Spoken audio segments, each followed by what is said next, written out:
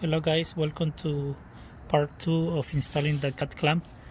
We already have a video for the cat getting painted in orange, another video when we install the clamps, and now we are running the cable. So I kind of started right now, and what I'm going to do is I'm going to run the cable from these holes, these two holes over there, and this bracket right here, the bracket that holds the pump. Let's see, I might change that because it's kind of close to the shaft for the all-wheel drive vehicle. Maybe if you guys don't have an all-wheel drive car, you can run it from there, from that bracket that holds the fuel tank. So I'm going to change the plan. I already used one of these holes. Let's see, from this boot right here, the holes part of the muffler, if you count it, there is one hole, 2 and 3, so I use 2 and 3 holes to kind of loop the cable so it grabs all this side, and then I'm just going to move it all the way to the frame. So that's what I'm going to do. Let's see how it goes. Okay guys, so what I did was a U-loop, a U the way I installed it. So I changed this part. I grab it from over there. My car is all-wheel drive and I didn't want anything to hit the shaft right here.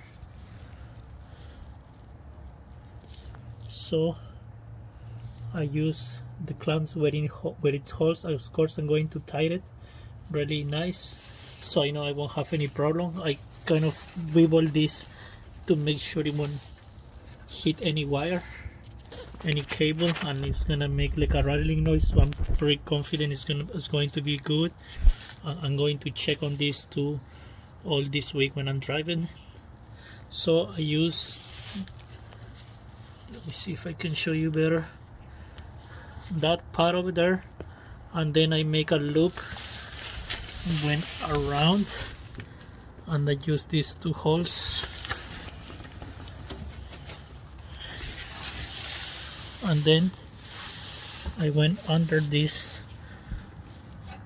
so it's gonna kind of sit over there. I might put some kind of rubber here later just to don't make that metal to metal contact.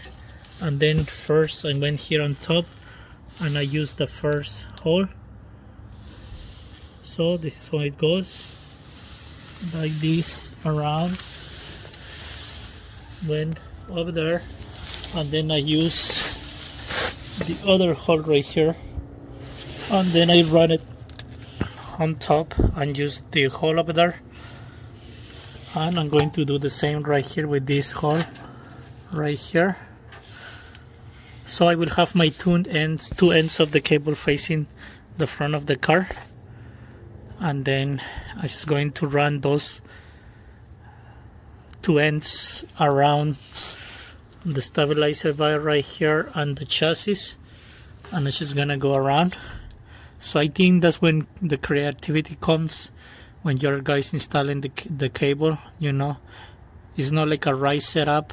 One might be better though than other ones, but things to keep in consideration are to make sure that where the cable runs is not going to wrap like the O2 sensors, or is going to break the shaft if you guys have an all-wheel drive car, because that thing spins when you're driving. And what else, like these shells, the shells like this, that when the car, when the muffler moves, it's easier to make a rattling noise, so try to avoid that. Or if you see like any part is like connecting or is touching each other, you can always buy like a rubber hose, like a power steering hose or something in the local auto parts, and then just put it around this cable, which I'm going to do later on just to make it nicer, where I think that it can hit, So that's my recommendation. Just run it the way you feel is good. In this case, I seen a lot of people just put in the ends right here in this clamp, but like I say, if they in the part one, like if they cut it right here, they can easily take at least this part out, and then they're just gonna kind of battling with this side that is grabbing the bar and the frame. But that's why I went with the loop right here, and also it kind of hold that side, I think, better.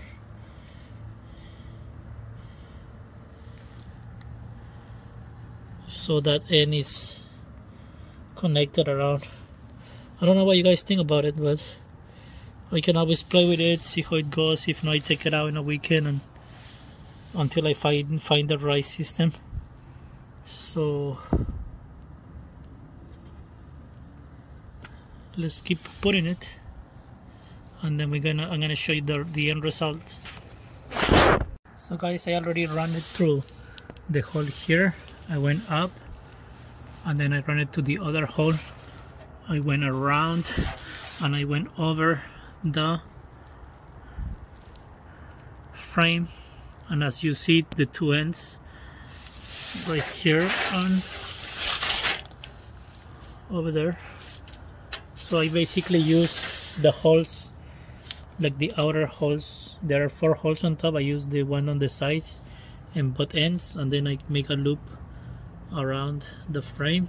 So now my 2 ends are over there, so it's just gonna go around now.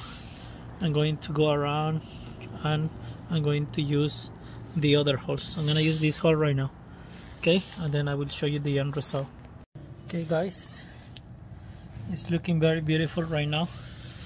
As you see, now I run it around the frame, and I make sure it's not hitting anything. Everything looks good. You have to leave the 2 metal up holes for the last, because the cable is really long, and then you have to kind of go around until it gets like smaller, and then the last part that you're going to put is the two holes over there on top, because that's where it's going to tie everything together. So right now I'm going to put these 2. You see the cable is almost finished. I can go one more loop, and then I'm going to the 2 holes, tied it really nice with my tool, and I'm gonna go for a test drive. So here is the end result. I loop it many times until I use the last. As you see, it's barely going out. I'm gonna pull it out and it's gonna go out like an inch. So that's what I want to do in both sides. The other side is like maybe 2 inch out, but I know it won't hit anything. And I'm going to start the engine and let it run for a while, just to make sure everything is good before putting the car down.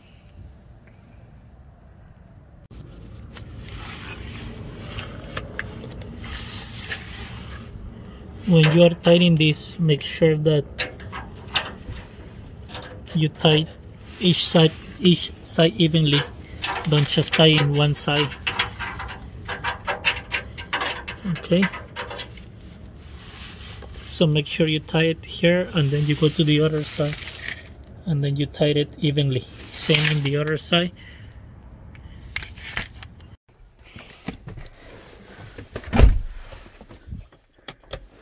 Now we are going inside the car, start the engine, drive the car, make sure there is no noises. When I started, it sounds really nice.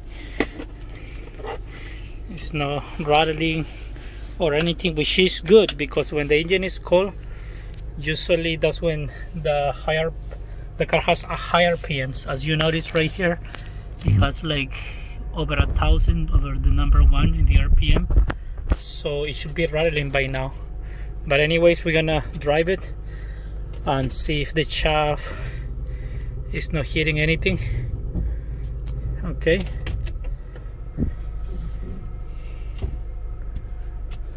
car is cold. I'm gonna let it warm a little bit. Let's see.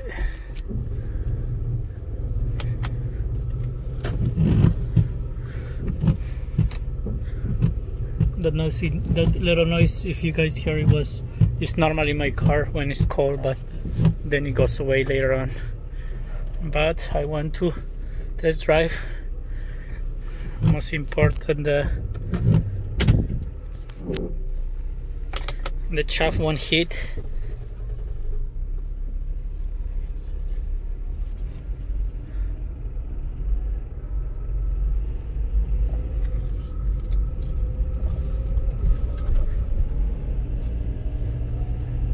Everything seems fine so far. I'm gonna go around. I'm going to make a U-turn too. It should be okay. So far so good. Let's see, let me make a turn. Like I say, I have some, maybe if you guys have here like a rattling small noise, that's pretty normal in my car. I need to still fix the motor mount.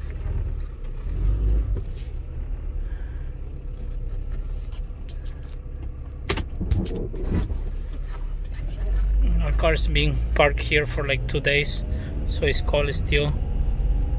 There we go. It's running perfect. I don't hear any noise for the CatClamp, but anyways, I have to make another video in the future to update and give a truly review about this product. You know, it's the first time installing it.